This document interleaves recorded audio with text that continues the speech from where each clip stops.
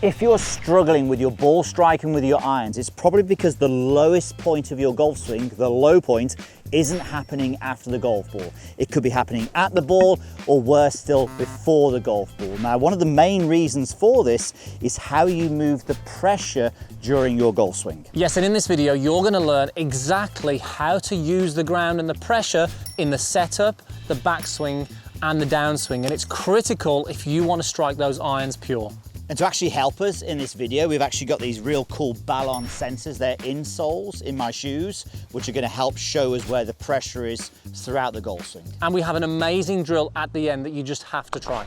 So let's start with the setup then, because we can't really jump to backswing and downswing if the setup's out, because it has a knock-on effect. What are we looking to achieve then with how we use the ground in the setup?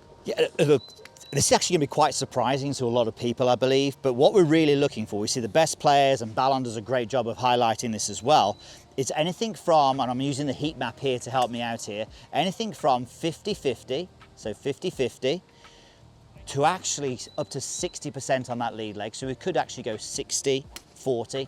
Now, if we think about that, what's that good for? If we think, well, if we've got more weight on this lead side to start with, assuming we make a good backswing, we can make it easy for ourselves then to get into that lead leg and to get that low point past the golf ball. And I think a lot of golfers that we see, Andy, they kind of set up with weight distribution. They think about 50-50, so they want to try and get 50-50. But then actually when we start looking at it, the reality of it is we get some golfers who come to us and they set up the same as their driver, where that right shoulder gets really sort of low like this. And we can see here now, even on the heat map here, that I've actually got a little bit more weight on this right leg now. That's a big recipe for disaster when it comes to ball striking, because it's so much easier if you're back behind the ball to hit the ground before the ball. So that's left to right, okay? What about heels to toe? This is something that we're sticklers for this. We work really hard with a lot of our students. Aren't we? We're very annoying. But it's critical in the golf swing. What are we looking at? So think of this. If you can get your weight either side, toes and heels the same, it helps you keep balance throughout your golf swing. So I'll show you what I mean by that. So if I just go on this alignment stick here, this helps give me a real good feel of where we're at, so you can do the same. So let's just say we put a lot of the weight onto our toes. So we're getting a lot of the weight onto our toes now, as we can see by the heat map. If you swing back now, you're not gonna keep your weight on your toes. Well, you may, but you'll definitely be losing balance. So what you'll do then is you'll kind of rock back to try and find some balance. So as soon as you put weight, too much heels or too much toes, you're going to try and find balance in your golf swing, and that just throws you off and stops you doing all the good things that you need to do. So we want to be making sure, again, we have equal weight front and back on both feet. So having an alignment stick like this is really good for understanding that feel. Oftentimes we like to stand up, go into setup, rock toes to heels, and then find the one in the middle. So we can see this is perfect now. I've got more weight on that front side, 58 it's saying there, and equal weight pretty much heels to toes. Back. And this so useful having that, isn't it? It's great for that feeling of knowing that you're actually doing the reality. And this just highlights it really. This highlights it in the feet. Okay, well I'll tell you what we'll do, because the key thing is, look, Pierce is controlling it there, that's fine. What happens when he hits a shot? So let's record a shot with Pierce now and take a look at your data in the setup and see if he actually does what he thinks he does. You didn't actually say you were going to test me. I don't know whether I like this. So let's have a look. Let's see what you did then, Pierce. So I feel nervous. Here's like setup. Okay, setup. You're at 57% in the lead leg. Okay. So yeah, you're definitely favouring that lead leg. Yep. Front to back on the left leg, you're pretty even. You've actually got a little bit of weight in the toes on the right foot here. 72% of that on the right foot. So definitely favouring that lead leg a little bit there. Yeah. But maybe just a little off on front to back on the right. Well, if you think about me when I swing, I know that when I swing up that I tend to shift forward and lose my balance a little bit. I like extending a little bit, so that makes sense. BAL.ON's actually give you a score there.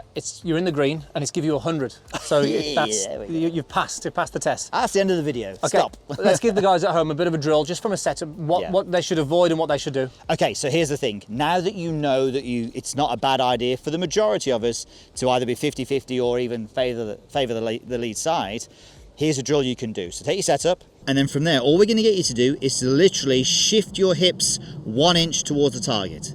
So just that little move there is going to move a little bit more pressure into that lead leg. And the reason we want to focus just on the hips is because a lot of you, if you think about putting weight into that lead side, the easy way to do it is this. That's not what we want. We don't want to be putting our head over here and tilting our spine towards the target in our setup. So just literally from here, 1 inch towards the target. That gets us slightly more on that lead side and gets us ready. Okay, setup covered, backswing. Let's talk about the key things, something that we always use. We say we want to load the backswing. Let's talk about what we want. Well, let's show you a combination of what loading this trail side looks like using the heat map, but also using a line we call the backswing line. So real crucial for us in our videos. You'll have seen this a lot already. So the backswing line is a line going up from the outside of the ankle up to the right hip like so. The idea is when we're swinging is that we are staying on that line. That's what we're ideally after. We don't want to be swaying. We want to be staying on that line best we can.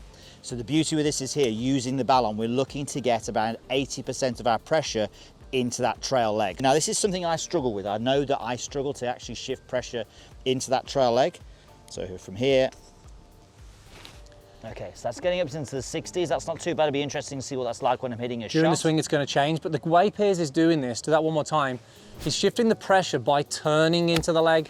He's not swaying, he's not shifting. He is turning against that right leg. Really important, because when we see people try and shift weight or pressure in the swing, they'll often start to sort of move laterally. We don't want that either. Yeah. When Piers is doing this, he's turning against that right leg, and all that pressure now is loaded, ready for him to then push from. Such a key thing. Now, obviously we don't want to sway Piers, but we can also get this reverse pivot as well. Yeah. Show us what that looks like. So we don't want to be looking at a swing that looks like this, where we actually get to the top and we actually lean and put more pressure on that lead leg. You can now see 63% is going up onto that lead leg. That's no good from there, because generally what will happen, you think, well, hang on a bit, we could hit a shot from here and get the low point after the ball, but reality of what happens here is as we swing down, we actually shift back and move back this way. And if you keep watching the video, you'll see why that's a really bad idea to do. It'd be interesting, because obviously having used this before, I know, as I say, that I struggle maybe on that backswing a little bit. So it'd be interesting to see how close it gets. Setup looking good. Still 57% on the lead leg. Great. Let's look at the top of the backswing. Okay, we've got 65% into that trail leg at the top of the backswing. Yeah. Not too bad on that, not too bad. Looks nice. Let's see if you... A little bit short of where we're after though, for sure. Yeah, I think for you, we can see that you are just... If anything, you start to move away from that line a little bit. We know that you've had sort of some higher ones when you've tested this in the past. But still a reasonable backswing. You still got the majority of pressure into that leg. And I'll just, if you're interested, this is what I'm aware that I do. So let's put my backswing line in there. I know that when I'm swinging, my hips actually move in from that line for the majority of shots that I hit. And that's just not allowing me to get the most out of pressure into that trail leg. Yeah, the more we can get that pressure loaded into this leg, it's going to really help us in the downswing to start moving towards the target. Yeah, for sure. Okay, let's take a look at a reverse pivot then. So let's take a look at one of those. Okay. And then we'll see the difference in the data with that. So just so you're clear on this one, this is the one where I'm actually getting and leaning more weight on that lead leg at the top of the backswing.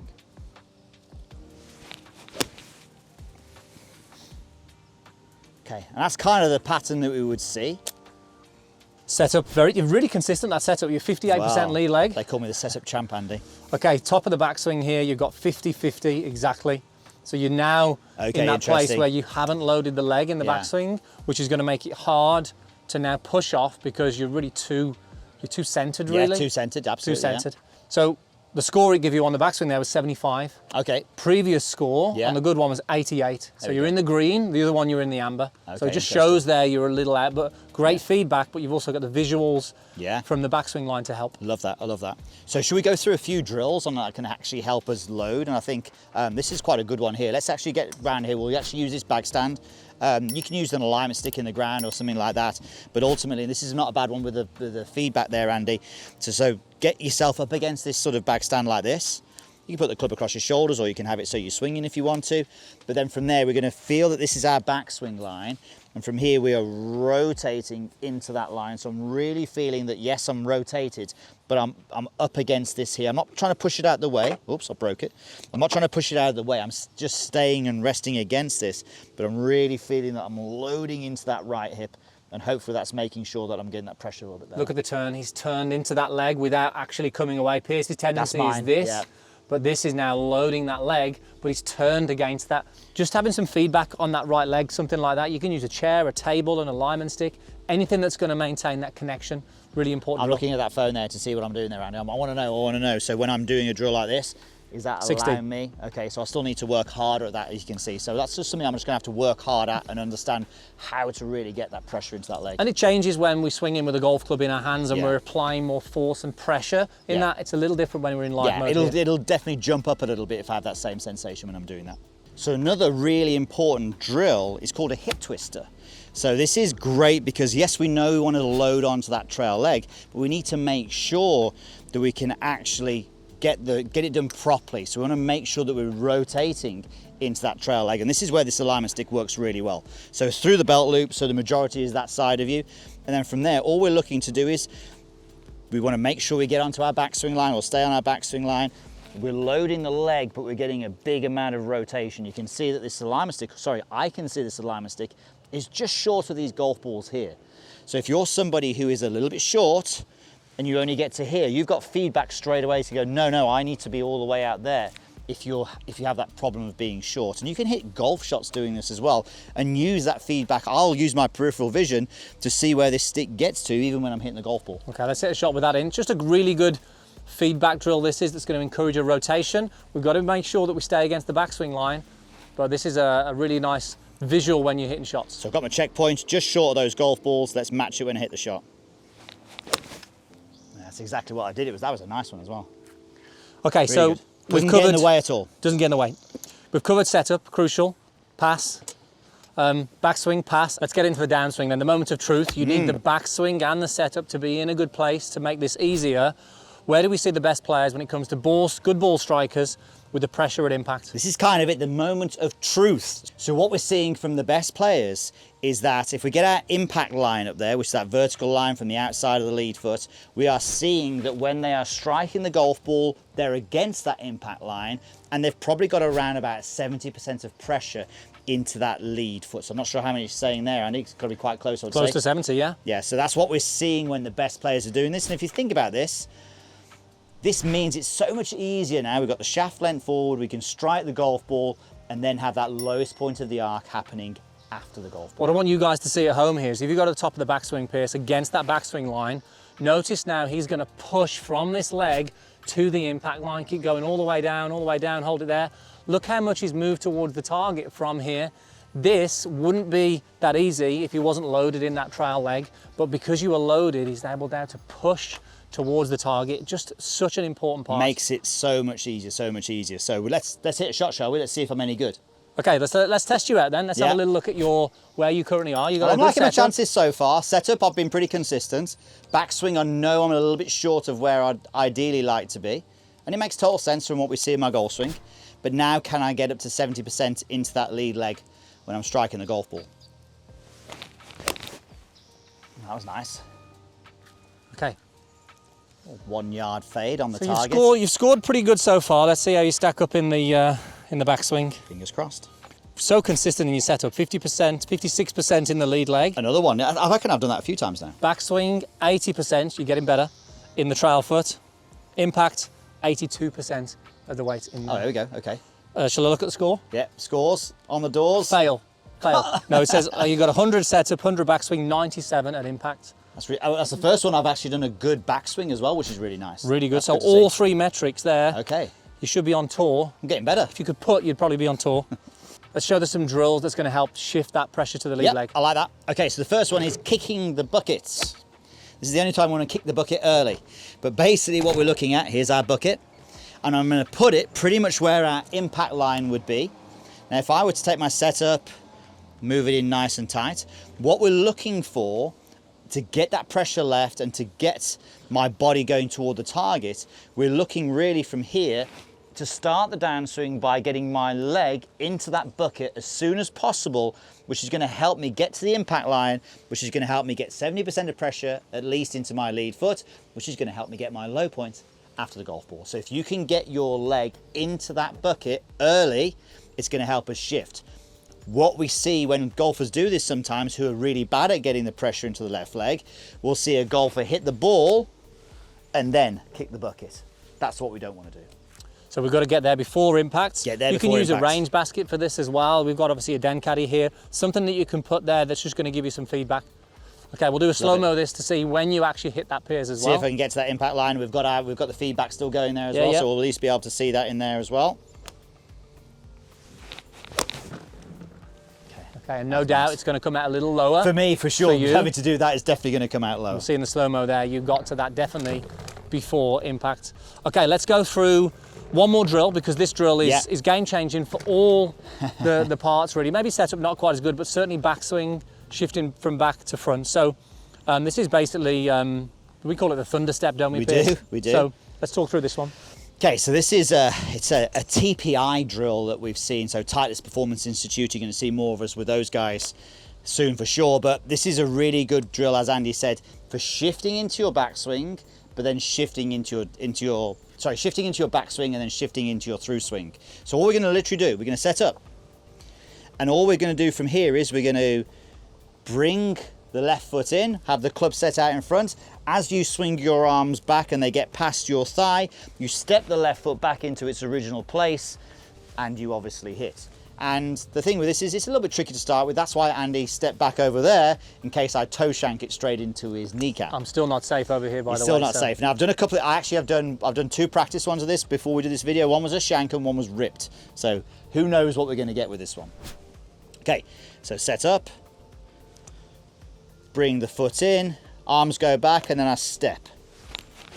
Oh, there we go. It's the ripper. I'm so happy I did that because I didn't want to shank it on camera. So many good things about that drill. It helps you load that leg. It shifts the weight from pushing from this to this way.